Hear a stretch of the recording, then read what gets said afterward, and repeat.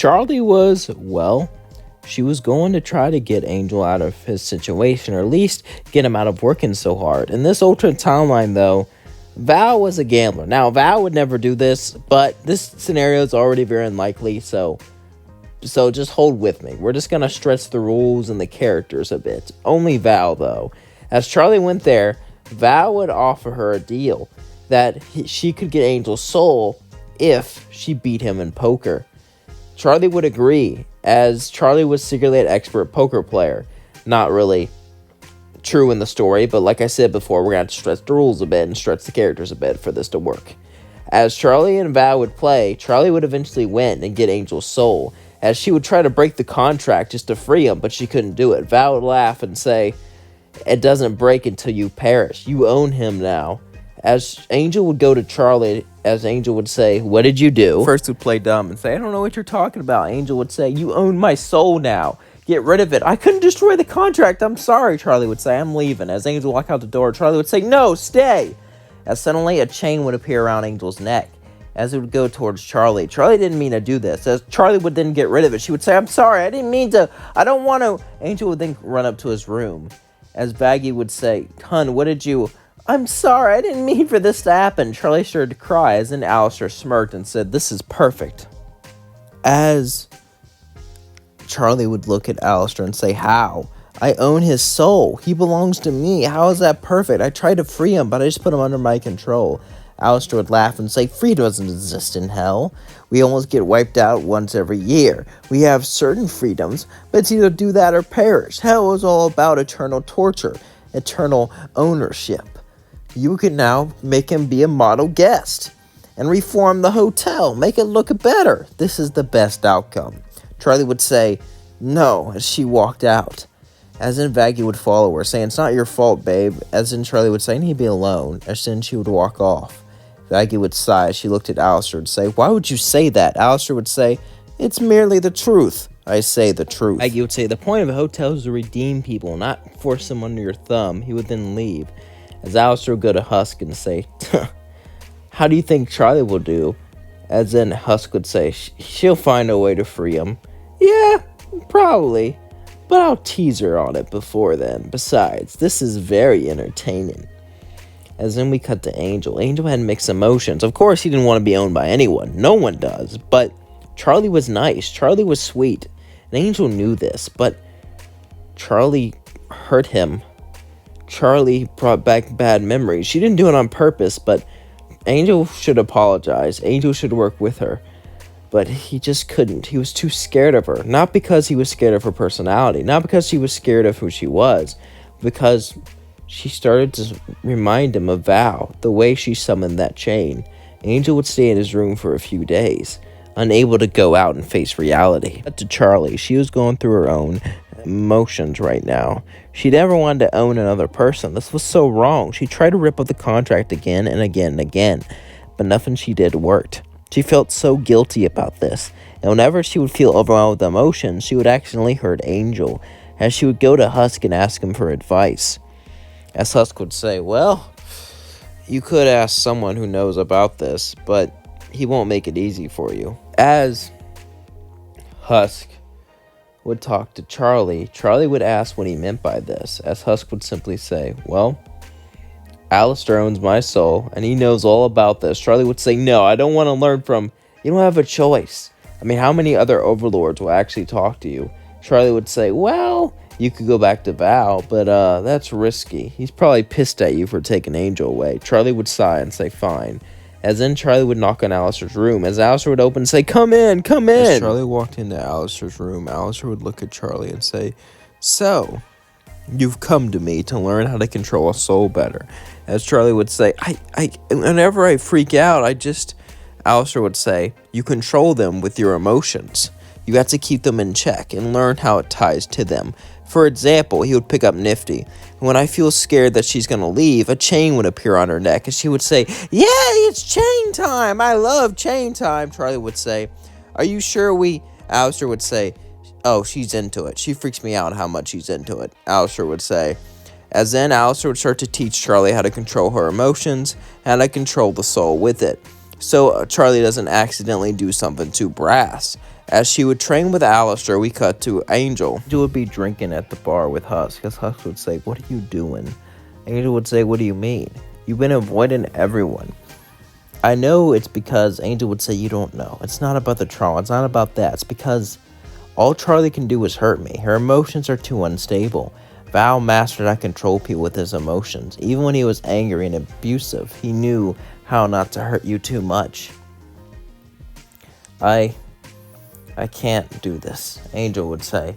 "I can't let her suffer like this by hurting me." Husk would say, "Hey, it'll be alright, Angel. You got to believe in Charlie now." As Husk would start to sing, as Angel would laugh and start to sing along with Husk.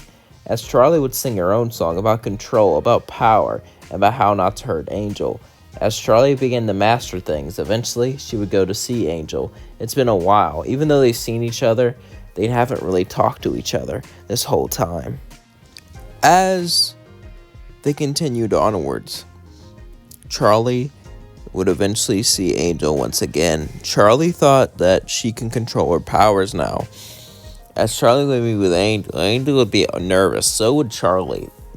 Angel was scared of getting hurt, and he was scared of Charlie blaming herself.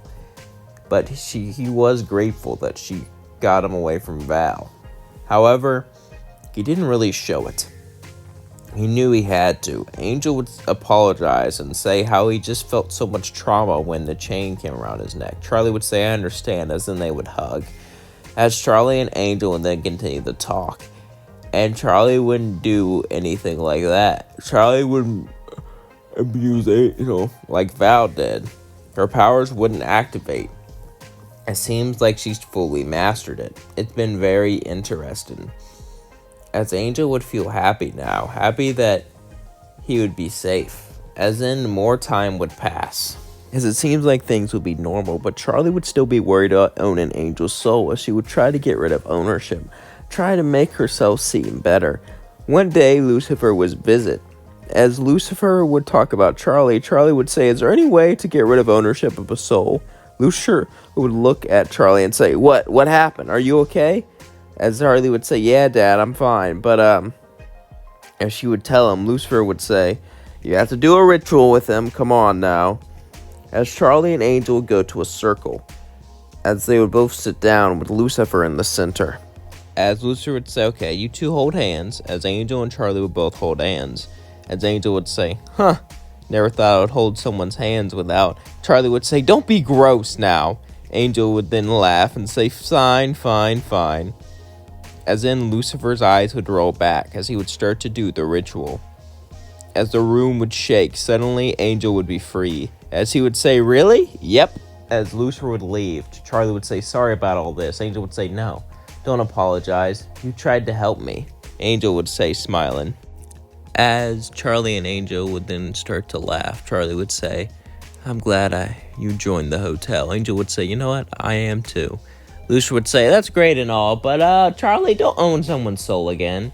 I mean, it's kind of messed up. I mean, I know we all have our phases going on here, and it's kind of hypocritical for me to say that, considering I'm the king of hell. But still, I think I raised you." Charlie would say, "It wasn't on purpose, Dad." As Lucifer would then laugh and walk away. As Angel would say, "Well, what do I do now? I was just staying here to escape Val." Charlie would say, "Are you going to go?" Angel would stand up and say, "You know what? I think I'll stay here. I think there's something for me here." Angel would say as he smiled. As Charlie would look up at Angel and smile back at him. Thank you so much for suggesting this idea. Yeah, it really means a lot to me. I could have done an evil Charlie, but I've done that a few times. I decided to make this an accident and kind of be more of a sweet story. Hope you're okay with that. But yeah, I think the story ended up going quite well. I don't know what you guys think, though. Let me know what you think down in the comments below. Let me know what ideas you want in the future. And I'm getting excited to finish this series. The series about What If Hazbin Hotel was a horror show. I think it's going quite well, And I've decided to make a deal with you all. If it gets 1,000 views, I will upload 2 videos of that series a week. But otherwise, I'll just do 1 a week. I feel like that's fair, and I don't really like it when I know why people do it. YouTube reviews are the most important part.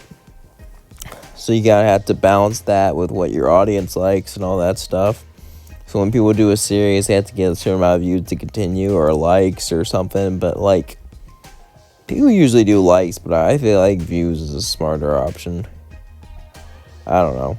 Anyway, but like, I don't like it when people start a series and don't finish it. That's why I have so many movies and so many long series and stuff on my channel that you all should definitely check out. But yeah, every once in a while, someone will watch one of my movies or one of my older videos. I see on my analytics, I'm like, nice. You know what I mean?